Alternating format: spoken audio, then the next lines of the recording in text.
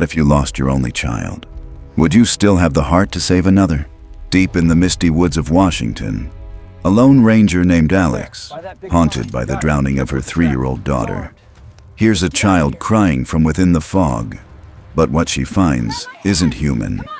It's a young Bigfoot, shivering, wounded, and completely alone. If she reports it, the forest will be swarmed with hunters, scientists, and cameras.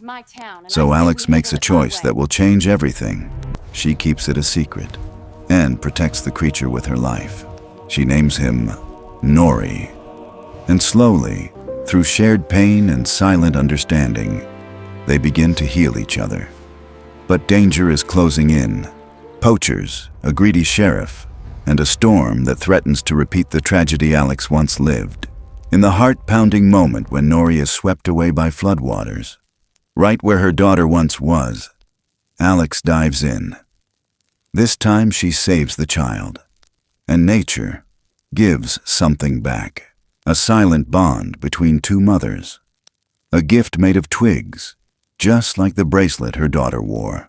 And the truth, when her child drowned, a Bigfoot had tried to save her. This story isn't just about loss. It's about the kind of love that crosses species, pain that finds peace, and the wild, quiet ways the forest remembers. But now, dear viewer, where are you watching from? What's your name, friend? Because stories like this don't stop here. They travel, they heal, they bring us together. So if this touched your heart, would you gently tap like, maybe subscribe, and help us grow a community that believes Bigfoot doesn't just exist. He cares. With love to wherever you are. The river didn't sound right that morning. Alex Carter stood at the edge of her cabin's porch, boots damp from the cling of a morning dew, breath curling into the chilled August air like smoke from an unseen fire. The forest was waking up slow.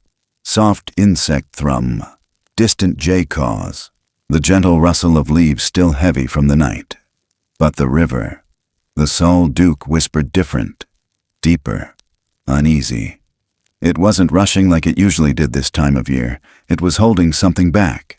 She adjusted the ranger jacket hanging loose around her shoulders, fingers brushing against the frayed bracelet on her wrist. A child's bracelet. Plastic beads, faded pinks and blues, stretched thin from years of wear. Her thumb lingered on the small butterfly charm at the center. She didn't wear it because it helped.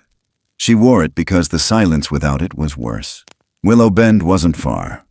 Maybe 15 minutes down the trail if her knees didn't protest too much. She hadn't meant to go that way. Not since that summer 5 years ago.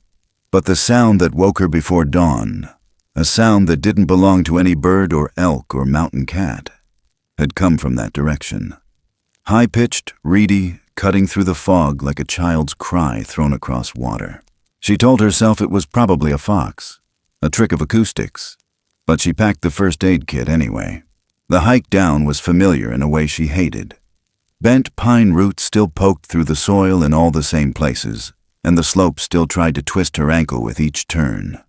The air grew damper as the trail dropped, the smell of river mud and old cedar bark stronger with every step. When she reached Willow Bend, the trees opened just enough to show the curve of the river's elbow. Slow, deep, still brown-green even in summer light. The fog hadn't lifted. It clung low to the surface, a gauzy blanket that rippled with each gust of wind. She scanned the water, then froze. In the reeds near the far bank, something shifted. Not the twitch of grass, not the flap of a bird's wing. A shape. Small. Moving.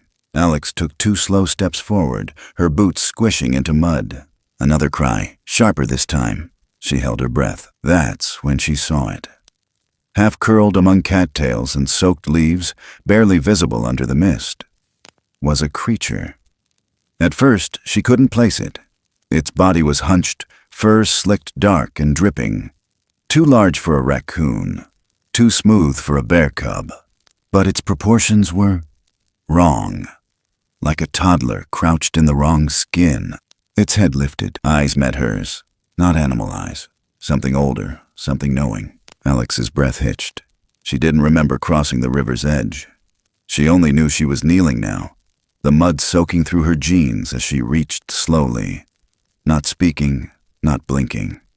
Her hand hovered inches away, palm up. The creature flinched, then winced. Its shoulder was matted with blood, fresh, red, sharp. A long gash stretched down where fur had been torn away, and something metallic glinted beneath the wound. Alex's stomach turned. A trap, a steel jaw spring, the kind outlawed a decade ago. She exhaled, slow and low, crouching further. No sudden moves. The creature let out a sound again. Not a scream. More like a whimper, like a child trying not to cry. "Hey," she whispered, voice hoarse from disuse. "It's okay. You're okay." Her hand brushed its side. Its fur was coarser than she expected, dense and wiry, like something built for mountain cold. It trembled under her touch but didn't pull away. She reached for her radio next, half instinct. The receiver crackled but gave nothing in return. Just static. She lifted the antenna, turned in place. Still nothing, not a single bar of signal. The creature flinched as the radio chirped again. It curled tighter, whimpering, then let out a cry of pure panic as her finger brushed the emergency whistle clipped to her vest. Alex froze. Its eyes went wide, terrified. She understood. The sound. The pitch. It wasn't just painful. It was familiar. Like something that came before pain. Had it heard that tone right before a trap snapped? She dropped the radio into the mud. "Okay," she whispered again. "No radio, no whistle, just me." It stared at her, chest rising and falling fast, mouth slightly open, revealing small, flat teeth. Not fangs, not predator's teeth. Alex unzipped her pack. The creature's eyes followed her hand. Slowly, she pulled out a bag of fruit, a couple blackberries she'd picked, a bruised pear. She held one out. After a long pause, the creature inched forward, sniffed, then grabbed the fruit with long, dexterous fingers. Fingers that looked familiar. Human, almost. It ate fast with sharp, desperate swallows. Then, voice barely more than air, it tried to speak. "Ah, Lex." Her heart jolted. Her name, or something close. Not a copy. An echo. She blinked hard, fighting the sting in her chest. "Where did you come from?" she murmured. It didn't answer. But it leaned toward her, shivering. The way it curled into her side made her throat tighten. She shifted, lifting it gently. It was heavier than it looked. Maybe the size of a 3-year-old child, but dense with muscle under all that soaked fur. Her hands were covered in blood. Not hers. Alex adjusted the blanket in her pack and wrapped it around the creature. It let out a soft churr and clung to her collar. The bracelet on her wrist pressed against its fur. She stood, legs shaking a little from the strain, and began walking back uphill. She didn't hear the steps at first. The rain had begun to fall, light, misty, barely audible through the trees. Then came the sound, dull, heavy, not hoofbeats, not paws. Footsteps, long, deliberate shifting weight into wet earth. She turned toward the tree line, heart thudding. Nothing, just fog and trees and falling rain. Then something moved. She aimed her flashlight toward the sound, the beam slicing through the mist in a trembling arc. At first she saw nothing. Then, there, just beyond the next stand of cedar, 2 eyes, low to the ground, wide apart, reflecting gold-like coins. Watching, not blinking. She held her breath. The beam wavered. The eyes narrowed, then vanished. Gone in an instant, swallowed by the trees. Alex backed away slowly, clutching the child. No, the creature closer to her chest. Its small hand gripped her jacket tight. Behind her, the trees creaked as wind moved through their tops. The forest was no longer waking up. It was holding its breath. She didn't know what she'd just seen, but something saw her first, and it was close. Still watching. Still there. The rain had started just before dawn, soft at first, like fingertips tapping on glass, then heavier, soaking into the needles of the forest floor and painting everything in deeper shades of green and gray. It wasn't a storm, not yet, but the kind of steady, creeping rain that stayed for days. The kind that made the air thick, the rivers louder, the sky lower.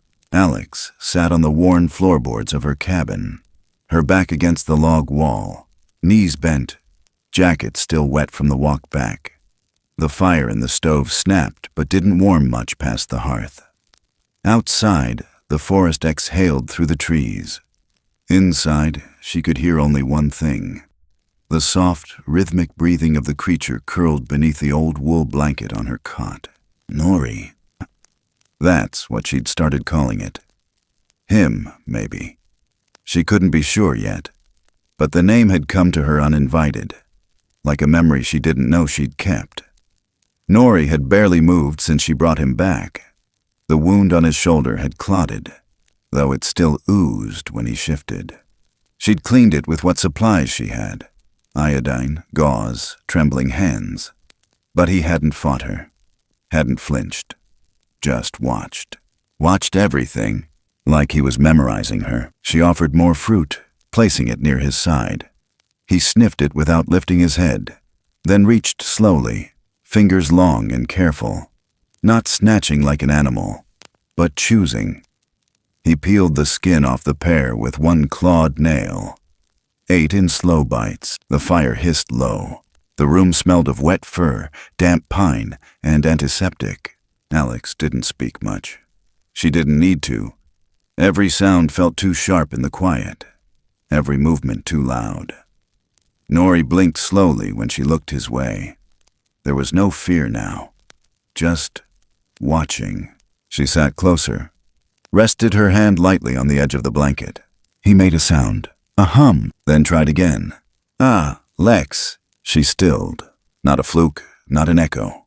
A name, her name. She hadn't told him, hadn't said it aloud. Her chest tightened. Something ancient stirred in her bones.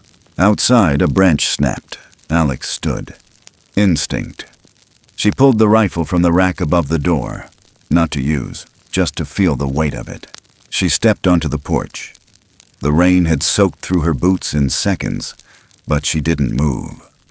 She listened. No wind, just drizzle. Then, "Tired of this damn rain," came a voice from the trees. Alex didn't lower the rifle, but her spine eased. A figure stepped into view. Sheriff Harold Buckland, hat dripping, collar turned up, boots caked in mud.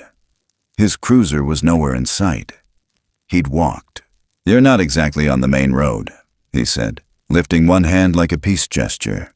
"You're not supposed to be here," Alex replied. Her voice came out rougher than intended. The sheriff shrugged, gave her a half-smile. His mustache was gray now, but his eyes still had that small-town shine.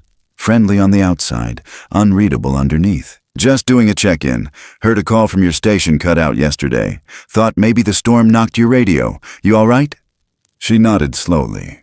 "Just interference. Happens." He looked past her, toward the dim cabin behind her shoulder. "Everything okay in there?" Why wouldn't it be? A pause. He shifted his weight. "We've had reports, tourists, saying they heard things, screams in the trees, big footprints near campsites. You know the kind of stories." Alex didn't answer. She didn't lie. Just didn't help. The sheriff cleared his throat. "People get jumpy. This forest holds its share of shadows, but we don't need ghost stories making folks nervous. You get me?" "I get you." He stepped closer. The porch creaked beneath his boots. "Good," he said, quieter now. "We've got enough to worry about with poachers and missing hikers. Let's not stir up old myths." Alex met his gaze. There was no warmth left in hers. "You think myths leave those kinds of wounds?" she asked. His eyes narrowed, just a little. "I think the forest has its own way of teaching lessons," he replied. "Some folks forget that." Then he tipped his hat and turned without waiting for goodbye. She watched him until the trees took him. When she went back inside, Nori was sitting upright, his head tilted. "You heard all that?" she asked. He didn't speak, just mimicked her gesture, hand on rifle then flat on chest, like he understood. That afternoon, the rain fell harder. The power flickered once, then came back. Alex moved Nori closer to the fire, propped his injured arm with a rolled towel. She handed him a warm cloth, and he cleaned the mud from his own hands without being told. Later, she noticed something strange. a black smear near the nape of his neck. She wiped it gently, thinking it was more dried blood. But it didn't come off. It wasn't blood. It was a mark. Charcoal black, pressed into his skin beneath the fur in a spiraling shape, like a pine cone twisted backward. A symbol, not random. A sign. Tribal, maybe, not human. Her fingers traced it without thinking. Nori didn't stop her. Then he reached for her hand, pressed his palm against hers. 5 fingers, same number, same placement, but longer, thicker, different, and yet so close. Outside, something crunched. She moved to the window. Tracks. In the soft mud, not far from the porch. A pair of footprints. Not boots, not paws. Human-shaped, barefoot, deep. Beside them, another set, larger, wider, 3-toed. A chill crawled up her spine. Someone had been here. Not the sheriff, not alone. Someone else. That night's sleep didn't come easy. Memories clawed their way back from the black.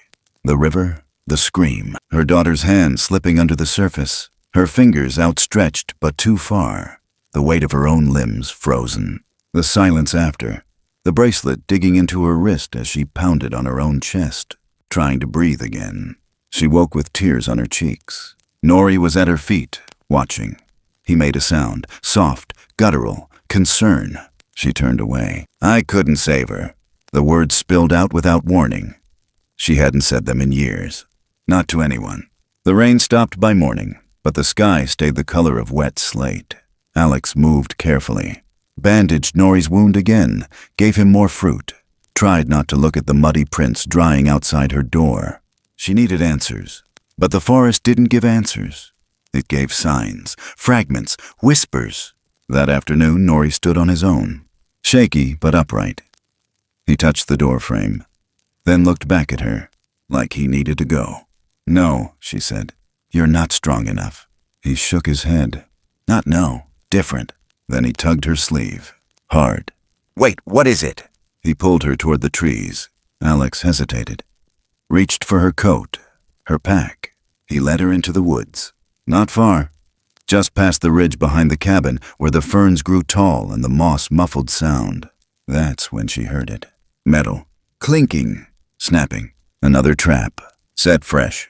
Alex's stomach dropped. Nori crouched low, body taut. He pointed.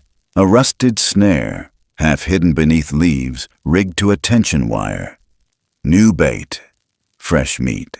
Someone had reset the kill line. She looked at Nori. His face was tight, jaw clenched. He knew what it meant. So did she. Someone wasn't just hunting wildlife. They were baiting something specific. She dismantled the trap slowly, fingers trembling. When it was done, Nori touched her arm again. Not thanks. Warning. From deeper in the woods came a call. Not an animal, not human, and not alone. The fog didn't move like fog should have moved. It crawled along the ridgeline slow as breath, heavy like it carried secrets, curling between tree trunks and sinking down into the moss with a patience older than time. The forest wasn't just quiet.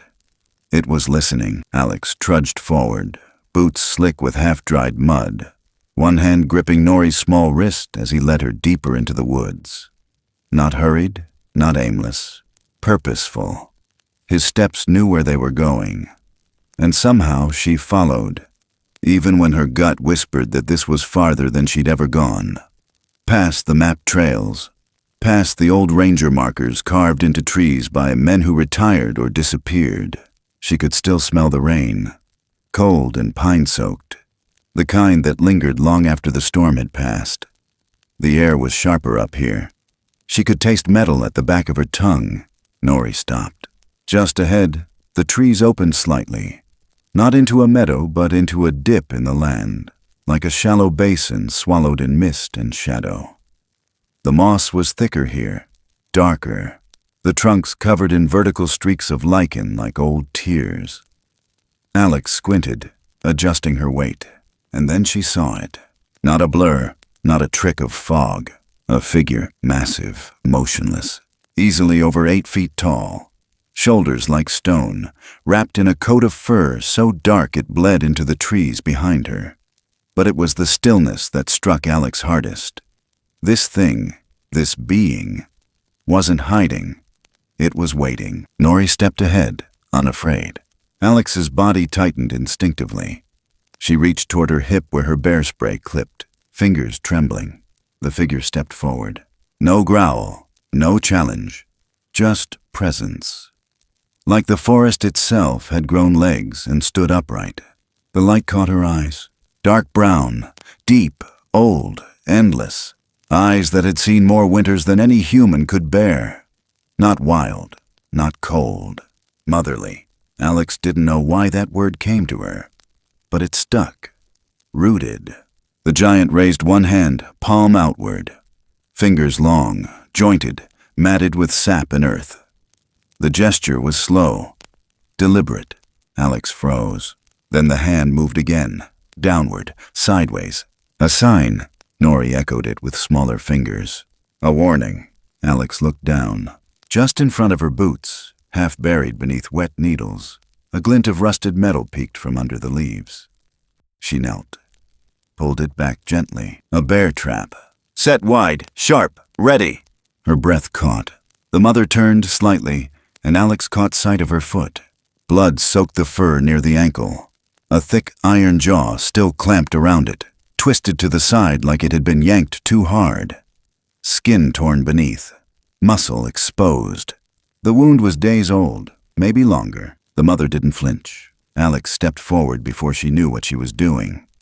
Nori didn't stop her. She knelt again, this time beside the giant foot.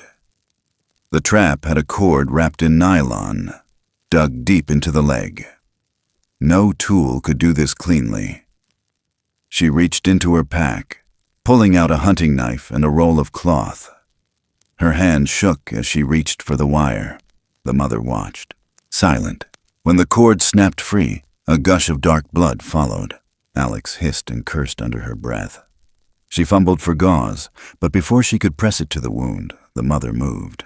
Slow, precise, she crouched, all her height folding down like a closing bridge, her great hand reaching toward Alex's wrist.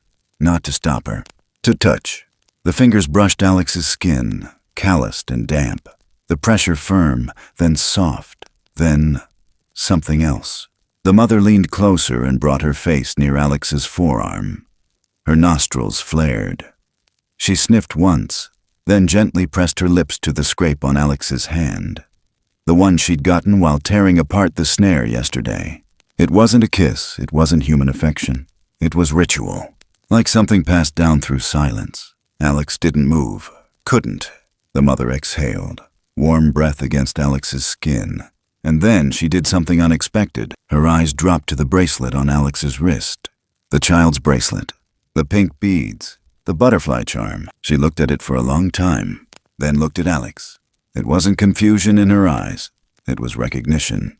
Alex blinked, unsure if her heart had stopped or her breath. The mother reached forward slowly, hand out. Not to take, but to acknowledge. Alex didn't speak, just nodded once. They both understood loss. They both wore it. The forest shifted again, a whisper through trees. Nori stood nearby, head turned, listening. Alex turned too. A sound, faint, not footsteps, not branches, a crack in the air, distant but unmistakable. A gunshot. The mother stiffened. Nori dropped into a crouch, whimpering low in his throat. Alex's instincts kicked in hard. Another one, farther off, echoed by the mountains. She turned to the mother. Others. The mother gave no answer, but her eyes darkened. Her lips pulled into something between pain and memory. Alex stood. "We need to go." The mother didn't argue, but she looked back, toward the sound, toward something older than the shot. Alex grabbed Nori's hand. He didn't pull away. They didn't run, not yet, but every movement felt heavier, every breath shorter. The trees thickened again as they moved through the basin. Alex's shoulder brushed a low limb and startled a raven into flight. Its cry cut through the air like a warning. She glanced over her shoulder. The mother followed behind them, limping. Blood left faint prints on moss, but she moved with a steadiness that didn't match the wound, a kind of dignity that belonged to the wild. The ancient kind. Alex remembered something from long ago. Her grandmother's voice, talking about deer in the winter. How they moved even after a wound, because stopping meant death. Pain isn't the enemy, her grandmother had said. Giving up is. The forest opened briefly near an old washout, a sloped clearing slick with shale. Alex paused to catch her breath. The mother stepped beside her, breathing heavy now. She looked at the clearing, then down to the soil, kneeled. With one massive claw, she scraped into the dirt. Not random. Lines. Symbols. Alex watched as shapes formed. A river, a mountain, a shape like fire.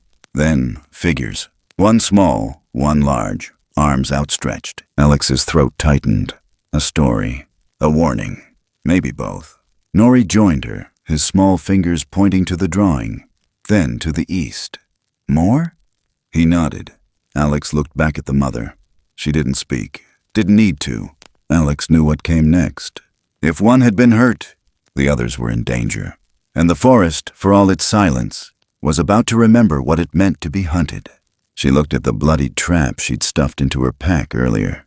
Its teeth still glistened. Someone had laid it there, not for animals, for them. She tightened the pack over her shoulder and touched the bracelet again. There was no turning back now, only forward, only deeper. The rain had soaked through the forest floor and turned every step into a slow negotiation with slick roots and spongy earth. Pine needles stuck to Alex's boots, clung to her pants like warning signs she didn't know how to read. The air was colder now. Winter wasn't here yet, but it was watching, crouched just behind the clouds. Everything smelled like wet bark and unsettled ground. The kind of scent that made animals vanish before humans even arrived. Alex moved carefully through the narrow ridge path, the river still murmuring somewhere far behind her. Nori was just ahead, nimble, balanced, darting like a shadow between trunks. Mora trailed behind them at a distance, not because she was unsure, but because she was listening. Every branch that cracked, every crow that broke formation in the trees above, every misplaced sound she heard first. And every few steps, she turned her massive head toward Alex like a warning she didn't yet know how to say aloud. The traps weren't random anymore. Alex crouched near the edge of a pine cluster, her glove brushing aside the damp leaves. Another steel jaw, newer than the last, teeth sharp, fresh meat wired to the plate. The whole thing buried just beneath a false carpet of moss and dirt, like someone wanted it to disappear into the land. She marked it, disarmed it, then two more 20 yards ahead, then another. The pattern was clear. They weren't just laid for wandering predators. They were set with purpose, placed along movement paths, river access, and old game trails where something bigger than deer might walk.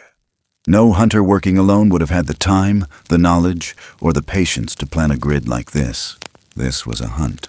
Not for food, not for sport. Something else. She felt it in her ribs, the way she used to feel before tracking lost hikers during the early seasons. That edge of knowing something was wrong before you had the proof. Mora's breath hitched behind her, low and quiet, but tight.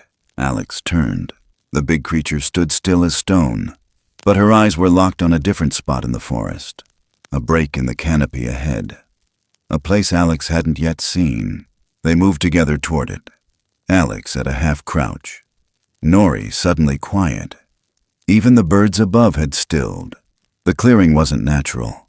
A semicircle of crushed ferns and pine saplings, flattened under the weight of something large. But it wasn't the shape that caught Alex's breath. It was what sat in the center. A camera, mounted on a rusted tripod, covered in brown tarp, camouflaged like a hunter's blind. A motion sensor flickered faintly on its base, blinking green. It had been left to record something specific, something expected. Alex stepped closer, her stomach turning. The dirt around the tripod was layered in tracks, human, boot prints, 2 sets, both wide set, heavy. One set circled, the other led into the deeper woods, out of sight. She knelt near the camera. Old make, Late 90s style trail cam, modified for long-range film. Someone wasn't just trying to catch movement. They were trying to prove something. Record it, sell it. The prints, deep and clean, were fresh. Maybe 24 hours old. Mora moved to the edge of the clearing. She turned slightly, sniffed the air, then lowered herself onto her haunches. A quiet groan left her mouth. Not pain. Resignation. Alex looked around. The placement, the bait, the camera. They'd done this before. This wasn't their first attempt. She stepped past the clearing, eyes scanning the ferns, and that's when she saw it. Half buried in old leaves, sunk into the dirt like a fossil someone had tried to forget. A mold, plaster cast. She crouched, pried it loose with gloved fingers. It was a footprint, at least 17 inches long, 5 toes, deep arch, old, cracked from sun exposure. Alex ran her fingers along the edge. She'd seen molds like this in cryptozoology books, tabloids, magazines sold next to alien sightings. But this one was real. Not a fake, not a joke. This had been poured and set right here. Someone had found a real footprint long before she had. And rather than protect it, they'd taken it, replicated it, packaged it, and come back for more. Her fingers curled into a fist. Mora's massive hand reached down, gently took the mold from her, held it like something she recognized. Then she crushed it. No noise, no growl, just pressure. Dry plaster turned to powder in seconds. She let it fall. Alex stood. Nori tugged her sleeve, pointed upward. A piece of leather cord hung from a nearby branch, weathered, tight wrapped into a small twist, dangling from a snapped knot. Not decoration. She stepped closer. Strung through the loop was a small charm made of twisted hair. Coarse, long, dark. It wasn't human hair. It was Bigfoot, and it had been braided. Alex's chest locked up. A trophy. Someone had killed one before. Not by accident. Not as myth. And they'd taken a piece with them. The forest wasn't quiet anymore. It had become still, different. A dread that seeped into her coat, settled along her spine. Behind her, Nori backed away. His eyes didn't blink. Alex knew without asking that Mora had known this place. Not recently, but once. Years ago. Maybe longer.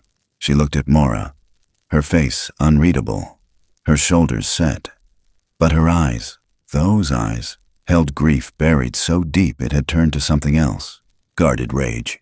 Alex stepped forward, slow. How long ago? Mora didn't speak. But she lowered herself to the earth, pulled a stick from the ground, and began scratching symbols into the dirt again. Her movements were slower now.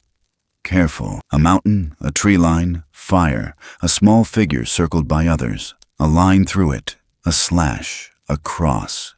And then, 2 humans, one tall, one shorter, one with a hat.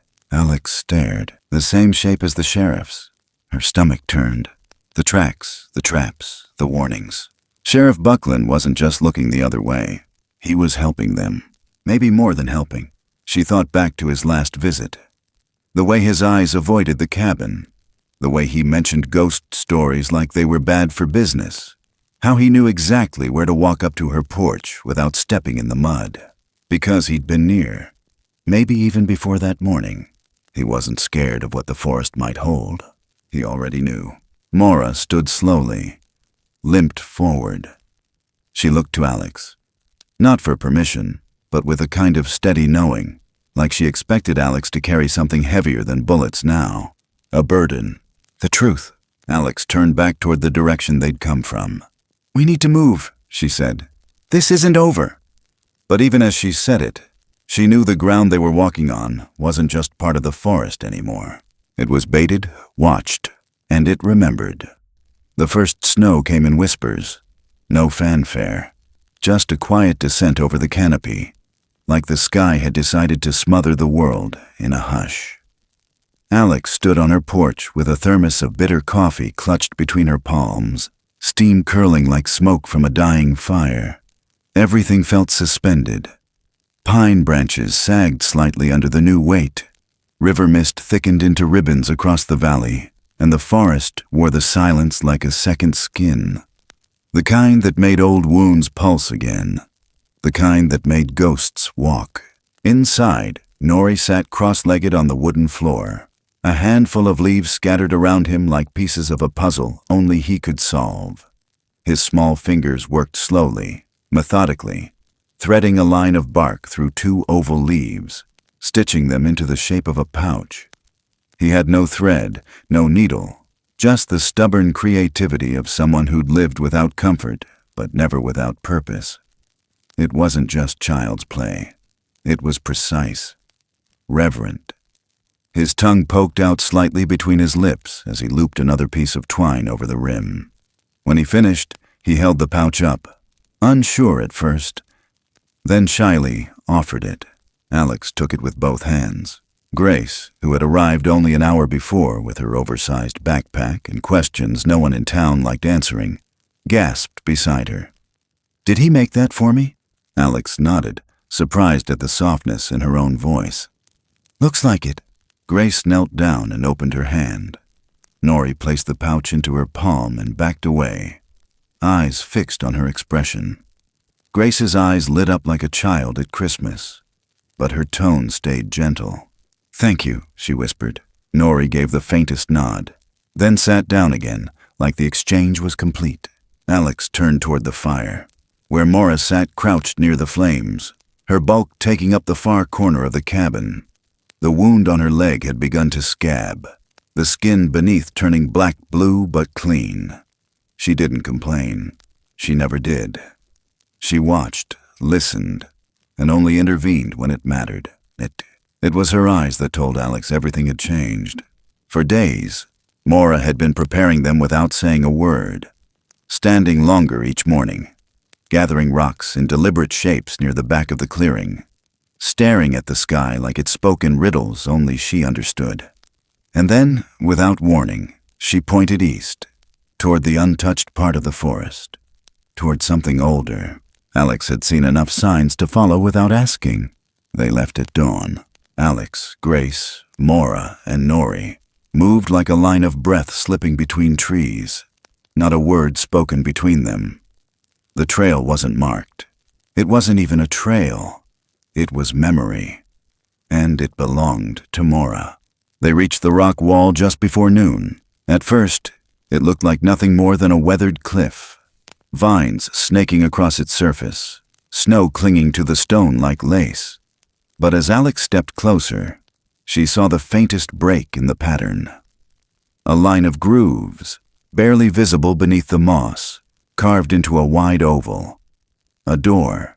Mora placed her palm flat against the stone. The door didn't open, but the forest did. Behind them, the wind fell quiet. Even the snow held still in the air, mid-fall, as if waiting. Mora knelt. Then, without sound, a piece of the rock shifted back, then slid to the side. Grace stepped closer, breath visible in short clouds. "Is this a cave?" Alex glanced at her. "No, it's more than that." Inside, the light faded fast. The smell was earthy, but not rotten. It smelled of time, of roots that had never seen sun, of something sacred. They entered single file. The passage narrowed, then widened again into a space neither natural nor man-made, but something in between. A sanctuary built by hands that didn't need blueprints. The walls were covered in carvings, not crude, not primitive. Flowing patterns, interlocking animals, branches curling into faces, stars bleeding into rivers. The whole surface pulsed with meaning, like a mural breathing beneath centuries of silence. Grace spun in place. "It's like a cathedral." Alex stepped forward, hand brushing a lower panel. Her fingers traced a familiar image. A child. Falling, arms outstretched, water curling around them like claws. And below, another figure. Tall, hair like flames, a hand reaching up. She froze. Nori stood beside her now. His eyes stared at the carving with something close to reverence. Alex knelt, her heart stuttering in her chest. Mora stepped forward, pointed at the image, then at Alex, then at Nori, then back to the carving. Alex shook her head slowly. "No, that can't be." But the carving said what no words ever could, that day by the river. The day her daughter slipped beneath the current. Someone had been there, watching, maybe even reaching, someone like Mora. And even if they hadn't made it in time, her daughter hadn't died alone. Alex sank to her knees, the weight of 5 years collapsing at once. Her breath caught in her throat like glass. Nori touched her arm gently, confused at first, then leaned into her side, his warmth quiet and solid. She looked at Mora. Tears streaked her cheeks, but her mouth stayed firm. "Why show me this now?" she asked, voice cracking. "Why now?" Mora knelt. Her hand pressed against her own chest, then extended outward, as if giving a piece of herself away. Grace moved silently, standing in front of a different wall. "There's more," she whispered. Blood, dry now, a faint trail of it staining the floor, leading from the back of the sanctuary into a narrow tunnel. Alex stood again, wiped her face with the sleeve of her jacket, and followed it. The corridor tightened, each step echoed, then the trail ended, at a wheel rut, pressed deep into the stone floor. Not natural, not part of the original passage. Tire tracks. Alex crouched and ran her hand along the groove. Rubber grit, oil residue. Someone dragged something out of here. Mora arrived behind her, gaze heavy. She pointed again, this time not at a carving, but at the blood. Then down, then toward the ceiling, where a piece of the wall had cracked, broken, forced open. "They took one," Alex said aloud. "They came in here and took one," Grace whispered. "Why would they do that?" But no one answered. They left the sanctuary quietly, none of them speaking as they emerged back into the snowlight. The air felt colder, thinner. Alex didn't realize she was shivering until Nori handed her the leaf pouch again, as if to say, "Remember what matters." They reached the river before sunset. The sky bled orange behind the fir trees. Shadows stretched long and slow. Alex stood on the rocky shore, eyes scanning the current. She didn't say it aloud, but the truth circled her like wind. This forest remembered everything, every death, every kindness, every betrayal. And now, it had decided to speak. Snow fell sideways. Not down, not gentle, sideways, in angry gusts that slapped the face and stung the eyes. The wind howled like a living thing, bending pine tops into shapes that looked like pleading hands. Branches cracked, trees moaned, the air filled with powder so thick it erased the trail behind you as fast as you made it. But Alex didn't stop, couldn't stop, not when Nori's scream had torn through the storm like that. It had started barely an hour ago. One moment they were resting. Mora curled near the fire pit, Nori humming softly with Grace as he showed her how to fold bark into shapes.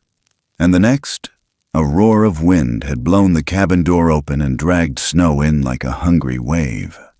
In that split-second chaos, Nori had slipped out, or run, or been pulled. Alex didn't know. All she knew was the sound that came after, that high, breaking wail of terror. She ran now with her flashlight bobbing wild, boots sinking past the ankle, breath coming in ragged bursts. Every footstep was a fight against the current of wind. Every second counted, because the river was no longer a line in the forest. It was rising. She could hear it now, louder than it should have been in December, louder than it ever should have been at night. The Sol Duke wasn't flowing anymore. It was boiling. Up ahead, the beam caught movement. She saw the small figure just as it slipped. Nori. He was clawing at the snow-packed edge of the riverbank, fingers scrambling, eyes wide with blind panic. The current churned below, black and furious, chunks of ice thrashing in the foam. Alex shouted, but the wind took it. Her legs moved before thought did. She dropped the flashlight. It vanished behind her. She leapt forward, arms out, and missed. Nori's body tipped. The water swallowed him. The world went silent. Something in her brain shattered. Not fear, not grief. Something deeper. A memory so sharp it felt like glass slicing her from the inside. Her daughter. The river. That same stretch, that same sound of breaking. It was happening again. No, not again, not this time. She dove in. The cold hit like electricity, burning through muscle, stealing her breath before she could scream. The river threw her sideways, slammed her against a buried rock, then yanked her down. But she fought, kicked, pushed. She forced her arms forward, eyes open despite the blur. And then, there, a blur of brown just ahead, a small shape tumbling in the current. Nori. She surged toward him. Her hand brushed fur, missed, tried again. His foot. She grabbed it, held tight. The river didn't care. It spun them both like leaves in a drain. But Alex held. Her lungs screamed. Her mind went blank. All that existed was his weight in her grip. Something slammed into her back. The current drove her against a fallen branch lodged beneath the surface. Her body folded over it. Pain flared white. But it stopped her, just long enough to grab Nori's waist with both arms and lock him against her chest. She kicked hard, shoved up. Her head broke the surface. Air. Just enough. Her boots found something. Rock? Mud?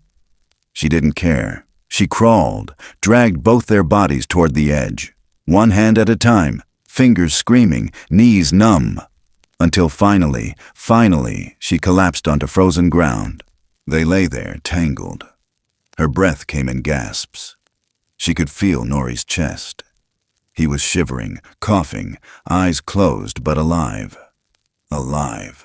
Alex curled around him, pulled off her jacket with numb fingers, wrapped him in it, pressed his face to her neck.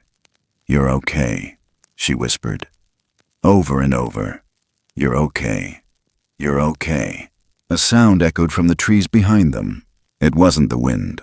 It was deeper, throatier, a roar of anguish that shook the ground. Then came the footsteps, slow, trembling, heavy. Mora emerged from the white. Her silhouette was wild, arms out, mouth open, the sound ripping from her like something primal and broken. She dropped to her knees, not caring that it was snow and ice. She pulled Nori from Alex's arms and held him like he was the last living thing on earth. Alex fell back, heart thudding so loud, it drowned the storm. She watched as Mora pressed her forehead to Nori's, rocking back and forth, her massive hands cupping his tiny frame. Nori whimpered once, then reached up. His fingers found Mora's cheek. The noise she made next didn't belong in the world of humans. It was mourning and relief and fury, all tangled into one. Alex sat in the snow, soaked, teeth chattering, pain blooming in her side. But she didn't move. Mora turned to her, and what Alex saw in those eyes wasn't rage, it was reverence. The great creature placed Nori gently down in the snow, still wrapped in Alex's jacket, then moved toward her. Alex didn't flinch. She couldn't have even if she'd tried. Mora dropped to one knee and bowed her head. Slow, deliberate. Her hand lifted and pressed against her own chest, then stretched toward Alex. Not a gesture of dominance, a gesture of honor. Alex felt tears freeze on her cheeks. For a long time, none of them moved. The snow kept falling.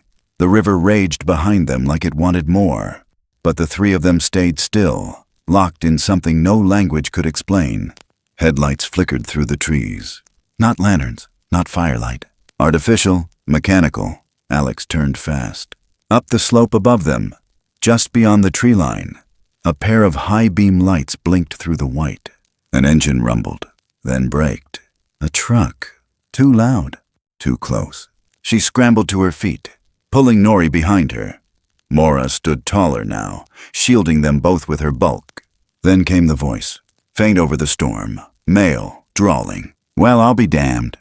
A shape stepped out of the driver's side door, holding something long and metal. Alex's breath caught. Riker. His outline was unmistakable. Tall, thick-shouldered, wearing a camo jacket, rifle slung low across his chest. He walked forward, unbothered by the storm, like he'd seen all this before, like he'd been waiting for this moment. Another door slammed. A second man, Cole. Two of them, Just as before, Alex didn't move. Behind her, Mora growled low. Riker raised his free hand. "Ain't this a scene? Ranger, you've been busy." Cole spit into the snow. "She's got it cornered." "No," Riker said, tilting his head. "She's protecting it." He lifted the rifle slightly. Alex stepped in front of Nori. "No," she said, voice cracking. "You're not taking them." Riker grinned. "I don't think you get a say anymore." Behind them, Mora took a single step forward. Snow trembled beneath her. Riker didn't flinch, but his hand hovered near the trigger. Then the trees moved. No sound, just motion. From the forest on all sides, shadows began to form. Tall, wide, silent. Dozens of them. Bigfoot. Alex turned in time to see the wall of figures rise from the white. Some 8 feet tall, others smaller, all with fur dusted in snow. Faces calm, but eyes burning. They said nothing, but the ground vibrated. Their feet landed in rhythm. A low, steady beat. Step, step, step. Like war drums, like thunder. Riker backed up. "What the hell?" Cole dropped his flashlight. Mora lifted her chin. The others didn't attack. They just stood, surrounded the clearing, watched. Not vengeance, judgment. Alex exhaled. Her knees nearly gave. This was no longer just a forest. It was a memory. And now, it was waking up. The wind shifted direction the night they came for her. It wasn't the cold that warned Alex. It was the silence. A different kind of silence. The kind that fell when something unnatural pressed down on a place that remembered better things. The forest no longer whispered. It waited. Even the trees, ancient and hollow, stood like they were holding their breath. She'd barely managed to build a fire that night. Her hands were still bruised from the river, her ribs wrapped tight after the impact with that submerged branch. But Nori was alive. That was the only thing that mattered. Mora hadn't left his side since, and Grace. Grace had been pacing, moving from window to door, clutching the cassette recorder she'd hidden in her coat ever since she overheard Buckland's voice behind the general store. Talking too loud, too careless, forgetting she was small and quiet and unnoticed. The tape was only 20 minutes long, but it was enough. Enough to destroy them all. Enough to set the truth free. Alex had listened to it only once. That was all it took. Riker's voice first, calm, smug, practical, talking about shipment windows, live proof, and how he didn't care what the damn things felt, only what they were worth. Then Buckland's reply, low, calculated. "Keep it quiet. I'll make sure no one snoops, but if she gets in the way, end it." Alex hadn't needed the sheriff to say her name. She knew. And now, as the headlights lit up her cabin walls and the crunch of boots shattered the snow hush, she knew they weren't coming for a conversation. They came with purpose. They came with ropes, with sedation rifles, with zip ties already looped and ready. The knock wasn't gentle. Alex didn't open the door. It splintered under the second blow. She stood between them and the fire, shoulders squared, body aching, and still. She stood. "You don't want to do this," she said, voice hoarse. "You don't understand what you're starting." Riker stepped inside first. His smile was cold. "Don't need to understand, just need to finish it." Behind him, Buckland entered slower. No badge, no apologies. Just tired eyes and a hand resting on his belt like it remembered where his sidearm used to hang. Cole stayed near the truck, and Mora. Mora didn't fight at first. Not when the dart hit her neck, not when the net dropped from above like it had been designed specifically for her. She reached for Nori, but her arms weakened too fast. Her breath came in grunts. Her knees hit the floor, and still she looked at Alex. That look, that last, desperate look, burned hotter than any rage Alex had ever known. Nori wailed. Not like a cub, not like an animal. It was human, sharp, mournful. Grace screamed when they yanked Alex's arms behind her back and shoved her against the cabin wall. She kicked. Buckland grunted. "You should have stayed out of this, Carter." Alex spat blood. "You never deserved this forest." They dragged her out into the snow. her knees catching on rocks and frozen roots. The cold hit her face like fists. The cabin loomed behind her, warm with firelight, now fading as the truck door slammed. Mora was already bound, lying in the truck bed, chains wrapped tight over her chest, legs curled, eyes fluttering from the sedative. Riker locked the tailgate with a padlock. "You'll never get her out," Alex rasped. "You'll never get through the tree line with her alive." But he didn't answer. He just smirked. They tossed Alex into the cruiser, hands still tied, knees folded against the back seat. Grace wasn't far behind, trapped in the front cab of the truck, pounding her fists against the window. They took the recorder too, but not before Grace had dropped something else into Nori's little hands. Another tape, a second copy. Nori held it like it was holy. Then he ran into the trees. Nobody saw him go. Not until the truck pulled away. Then it was too late. Snow fell harder over town that night. The streets of Forks were quiet, most lights off, most windows sealed shut. But in the forest, beneath the mountain line, things were moving. They moved without sound. Without urgency, they had waited long enough. Bigfoot families, some taller than the cabin roofs, some small enough to vanish behind a tree trunk, stepped from the timber line like ghosts. Dozens of them, some with painted fur, some with fire-scarred shoulders, some with children clinging to their backs. They did not come with weapons. They came with memory. Footprints pressed into the slush and echoed off every shuttered window. Dogs barked, then went silent. Lights flicked on, then flicked off. No one spoke. No one opened their door. They marched toward the station, toward the jail cell where Alex now sat, wrists still tied, mouth split from a rifle butt, staring at a blank wall while Buckland watched her like a man trying to solve a puzzle too large for his own mind. He hadn't said a word since bringing her in. But the silence, it was cracking. Outside, the sound began, not voices, not yelling. Steps, heavy in unison, like drums, pounding from every direction. Windows trembled. Pictures fell from their nails. Buckland stood slowly. His radio crackled but said nothing. Alex leaned her head against the bars and smiled, teeth red. "They're not afraid of you anymore." Then came the roar, low, drawn out, so loud it bent the glass. Every window along the street lit up with movement. Not panic, witnessing. Nori stood at the center of the road, the recorder clutched in his hand, tiny and shivering, but unbroken. His breath fogged in short bursts. And behind him, the tribe. Buckland backed away. Alex pressed her face to the bars. "You're not the apex out here," she whispered. "You never were." Sirens wailed once, then died.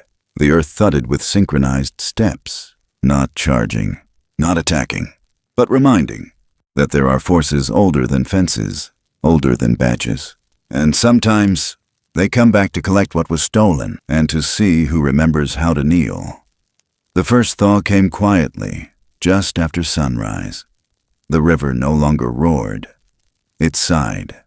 Ice loosened from its banks and drifted downstream in hunks the size of dinner plates, knocking gently against one another like bones under silk.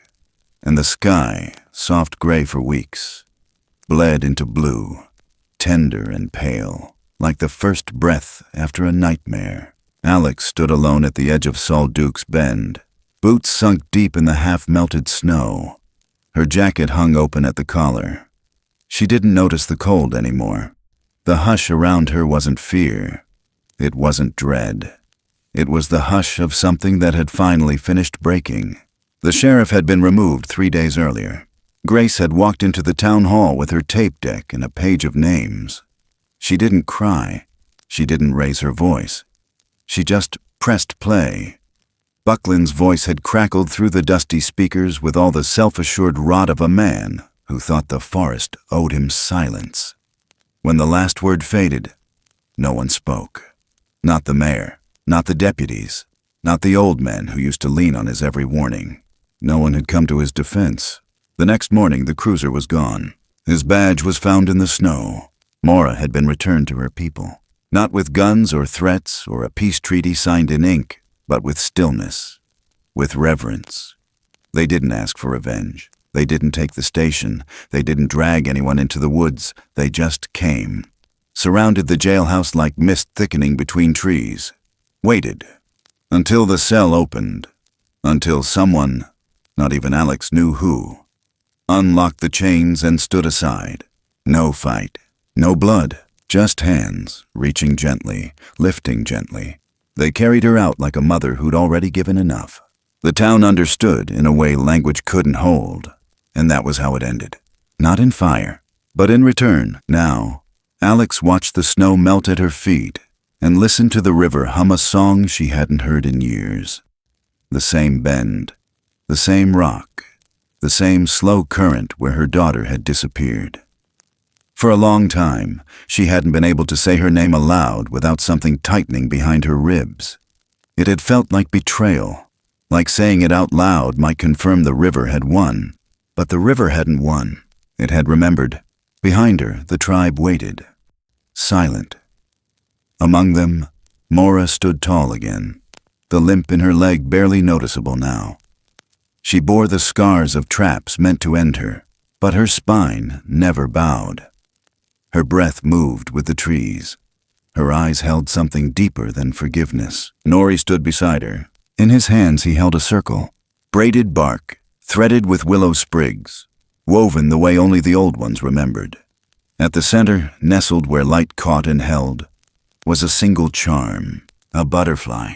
Alex felt her knees weaken. It wasn't hers, not the one she wore.